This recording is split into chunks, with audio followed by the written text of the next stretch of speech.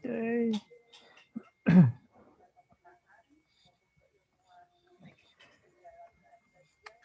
Assalamualaikum warahmatullahi wabarakatuh. Selamat siang semuanya.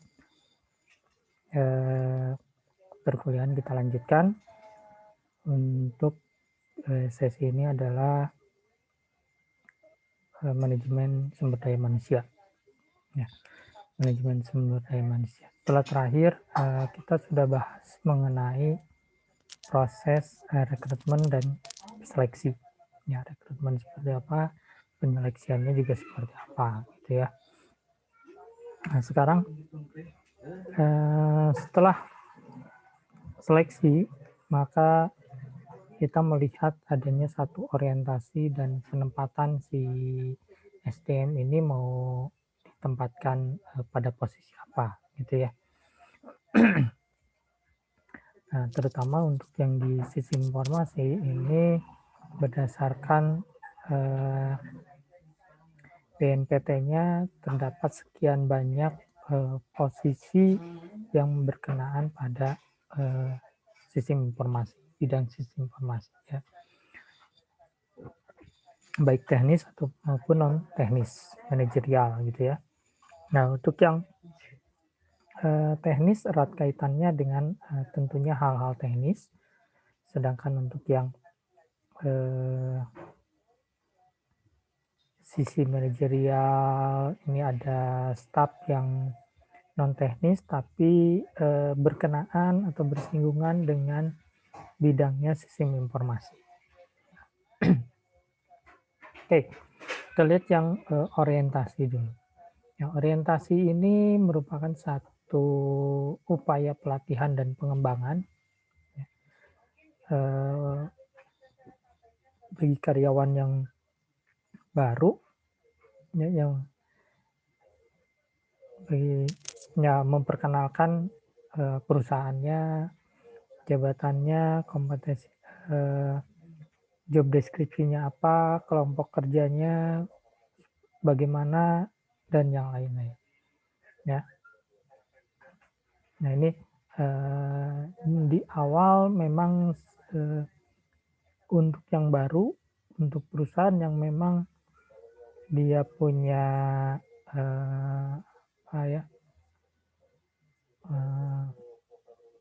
punya jenjang gitu ya, concern terhadap pengembangan SDM, maka ada hal-hal yang memang orientasi seperti ini.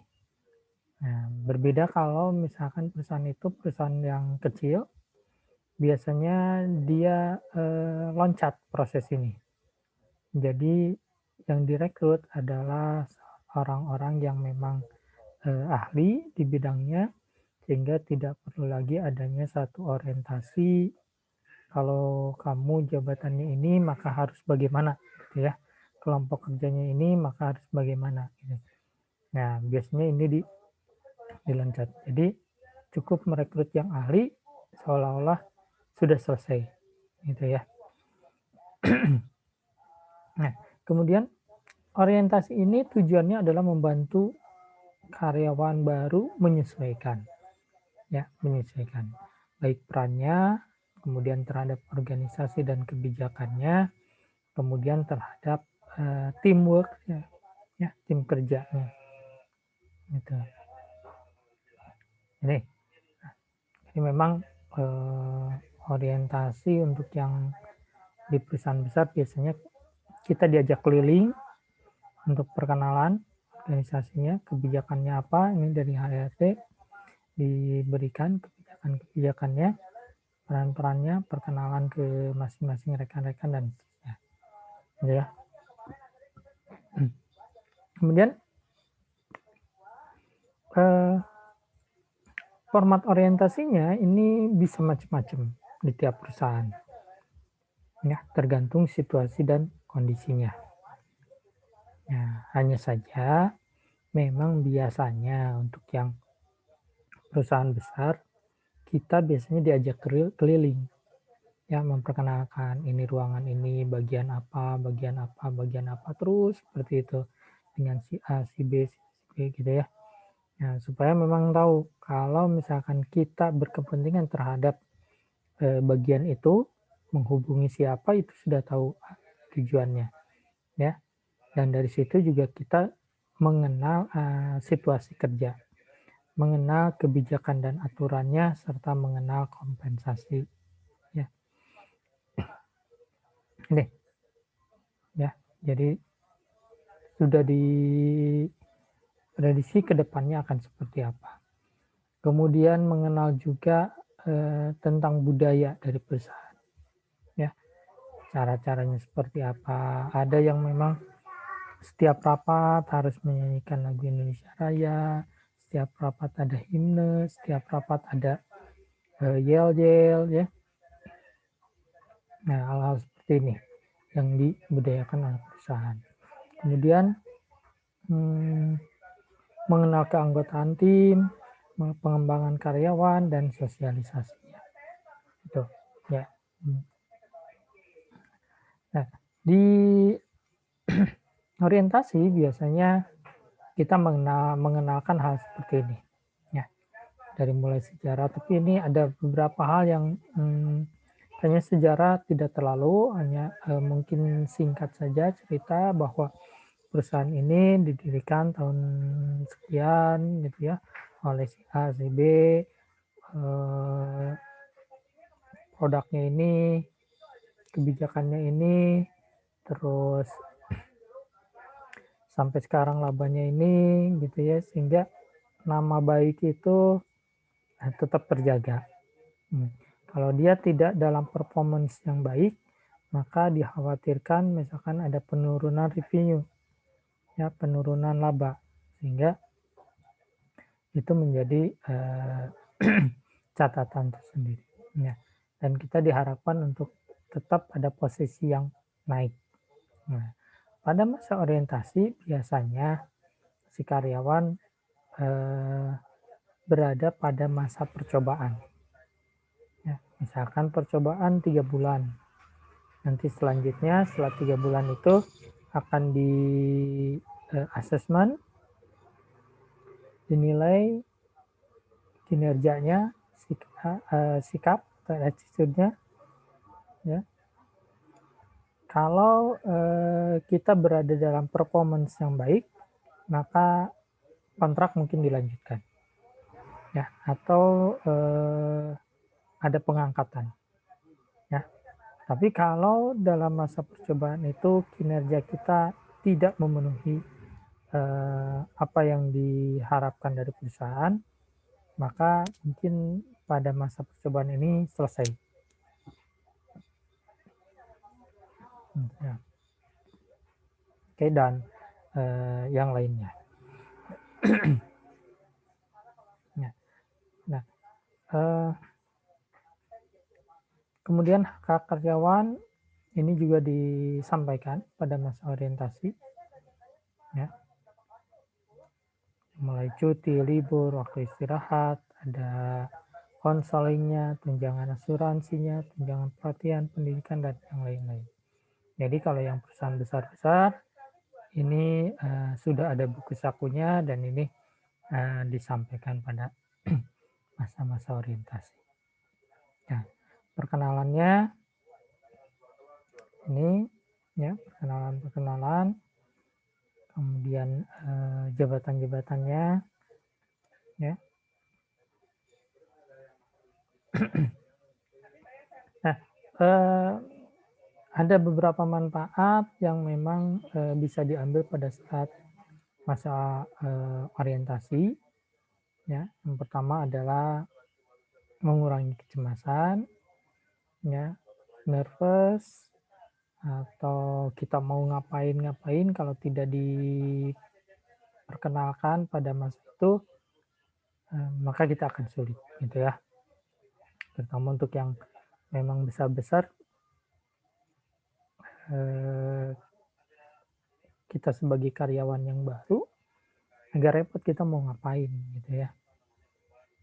Nah, biasanya hal-hal seperti itu yang, apa namanya, di awal ini menjadi, eee kendala dari karyawan yang baru, gitu ya. Sehingga pada masa orientasi atau masa percobaan, diharapkan karyawan baru memang bisa mempelajari tugasnya, tanggung jawabnya, ya. Sehingga setelah di masa orientasi ini, masa percobaan, dia sudah running well, gitu ya, menunjukkan performance-nya yang terbaik, gitu. Nah, oke, jadi hal-hal seperti ini yang memang diharapkan untuk eh, memberikan manfaat, gitu ya. Nah, eh, kalau yang perusahaan-perusahaan kecil biasanya masa orientasi ini tidak terlalu dimanfaatkan untuk hal ini. Ya, biasanya setelah ada penerimaan, welcome, selanjutnya ya oke, berjalan saja begitu ya. Karena memang untuk yang kecil biasanya yang dicari pengalaman terutama ya. Nah, makanya ada alasan kenapa kalau di lowongan kerja itu sering dicantumkan di situ pengalaman sekian tahun gitu ya, pengalaman gitu. Karena dia tidak bisa memulai adanya masa orientasi, sehingga diharapkan dengan merekrut seseorang yang punya pengalaman, dia tidak lagi memulai pekerjaannya dari nol, gitu ya. Nah, kalian kalau misalkan tergabung pada satu perusahaan konsultan, maka diharapkan tidak lagi ada istilahnya bimbingan-bimbingan seperti itu, ya. Maka manfaatkanlah masa kerja praktek, magang itu untuk kalian benar-benar menimba ilmu. Sehingga pada saat kalian masuk di konsultan itu sudah running begitu saja. Ya, biasanya di konsultan mengerjakan satu proyek ya, yang dibutuhkan adalah selain tim manager ada analis. Ya. Setelah analis ada database engineer, ada web programmer, gitu ya. Paling berperan di situ. Ya, analis, web programmer. Ya. Dimungkinkan juga adanya data engineer, ya, atau database engineer. Ya. Oke, dan yang lainnya. Nah, jadi pada saat kita masuk di konsultan itu, tergabung pada satu proyek, maka kita harus sudah bisa menyatu dengan tim. Ya. Nah, ini kebiasaan juga bahwa teman-teman di konsultan ini biasanya merekrut memang orang-orang yang dikenal. Oh, si A ini sebagai analis. Jadi begitu ada satu proyekan baru, dia akan merekrutnya dia sebagai analis. Nah, atau misalkan ini ada programmer, kerjanya baik. Begitu ada satu pekerjaan proyek, maka ini yang direkrut. Ya, jadi tidak lagi di nol. Ya, yang paling dikoordinasikan di situ adalah mengenai hasil analisisnya. Karena si tim manajer tidak perlu lagi si A si B tugasnya apa gitu ya. Ini ngerjain apa, tugasnya apa, ini harus bagaimana, enggak. Ya. Tim manajer pada satu rapat dia akan menentukan ini langsung running. Analis sudah tahu tugas dan kewajibannya untuk menganalisa sistem. Kemudian didiskusikan dengan tim programmer, dibikinlah, gitu ya. Atau kalau ada yang berkenan dengan data, maka ada database engineer.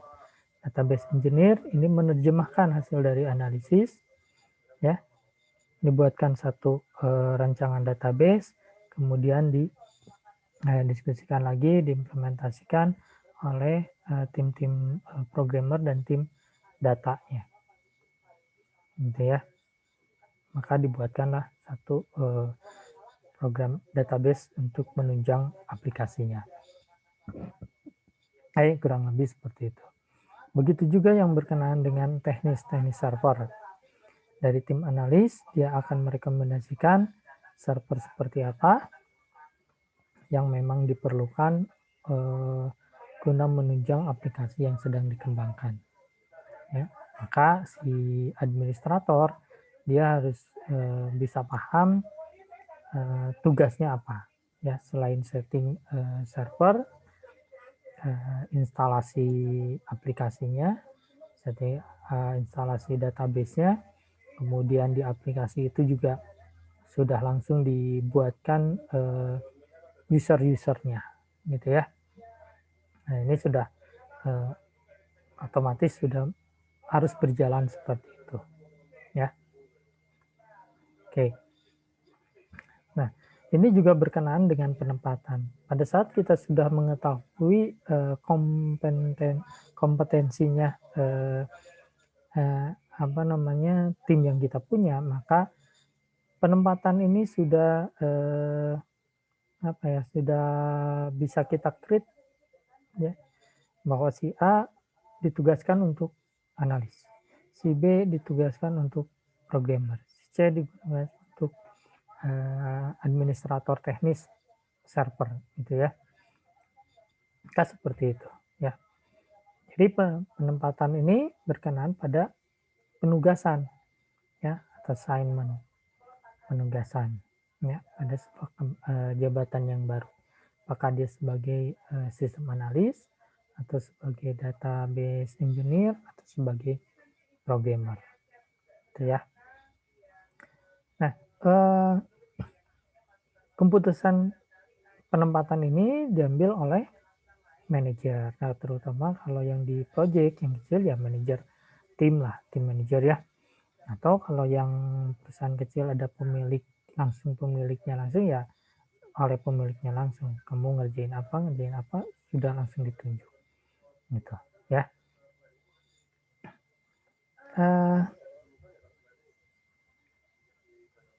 Besar kecilnya perusahaan ada peran SDM di situ atau HRD ya.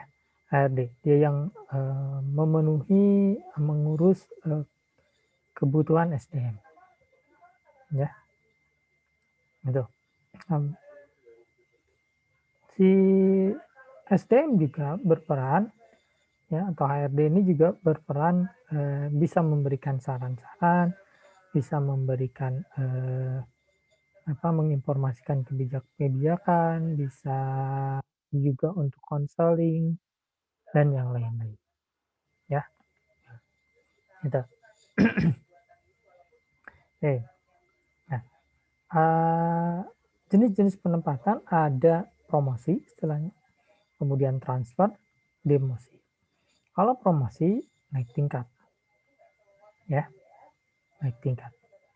Katakanlah kalau di konsultan misalkan kecil tadi tim manager, di bawahnya sistem analis, di bawahnya ada database engineer, di bawahnya lagi ada programmer dan yang lain-lain. Ya, kalau programmer ini sudah benar-benar mahir, maka dia bisa dinaikkan, bisa ke sistem analis atau ke database engineer.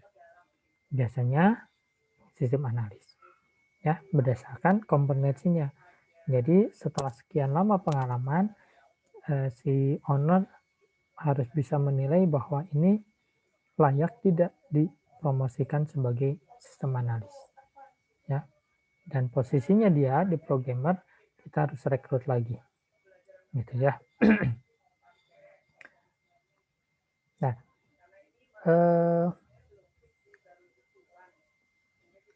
promosi ini didasarkan pada yang pertama adalah prestasi, yang keduanya adalah ini bisa saja dan sekarang sudah mulai banyak ditinggalkan, yaitu senioritas. Ya, dia senior tapi kalau performansinya biasa-biasa saja, bahkan cenderung menurun, ada dan tidak adanya itu tidak ngaruh, nah itu selesai. Jadi karirnya cuma di situ aja. Ya. Tapi kalau ada yang baru, ternyata performansinya bagus, kinerjanya bagus, punya prestasi yang bagus, maka dia akan naik. Gitu ya. Terutama setelah benar-benar bagus ini prestasi yang bersangkutan memenuhi mempunyai tanggung jawab yang besar, ya, mempunyai tanggung jawab yang besar dan mampu, memunculkan adanya satu, leadership, ya, leadership. Jadi dia bisa memimpin tim gitu ya, dari teman-temannya didengar ya dia akan promosi. Nah, kemudian ada transfer. Nah, transfer ini ya antar bagian atau rolling lah ya, dari bagian satu ke bagian yang lain. Nah, ini transfer. Biasanya staff yang di rolling ya. Atau kalau di pemerintahan bisa semuanya ya, di rolling yang eselon 2 rolling lagi dengan eselon 2 lagi di tingkat eselon 2-nya, eselon 3 juga begitu, 4 dan seterusnya. Itu transfer ya. Atau demosi. Kalau memang ada performance-nya kurang baik, maka dia diturunkan. Gitu ya. Yang banyak-banyak kasus, ya dia diturunkan. Itu demosi.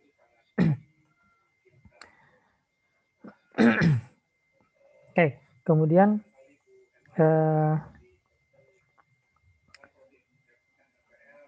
dalam promosi, transfer, atau demosi ini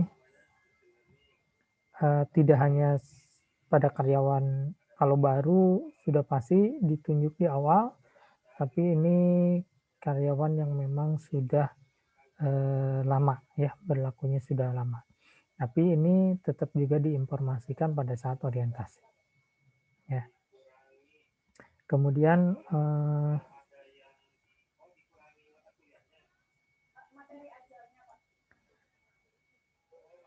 yang promosi transfer ini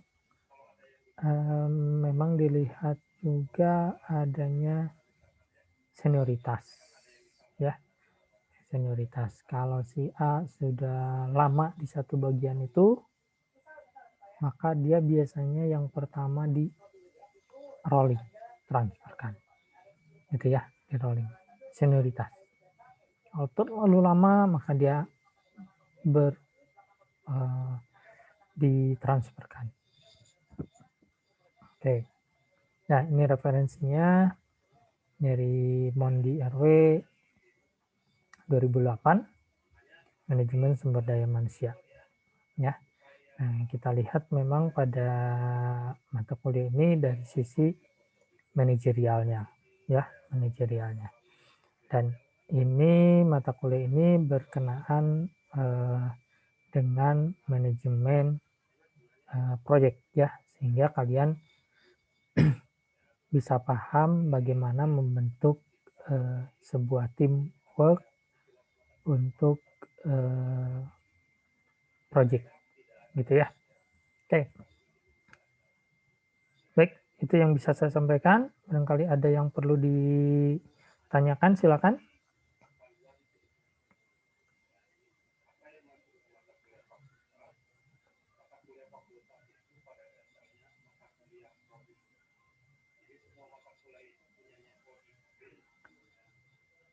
Silakan, barangkali ada yang perlu ditanyakan dulu.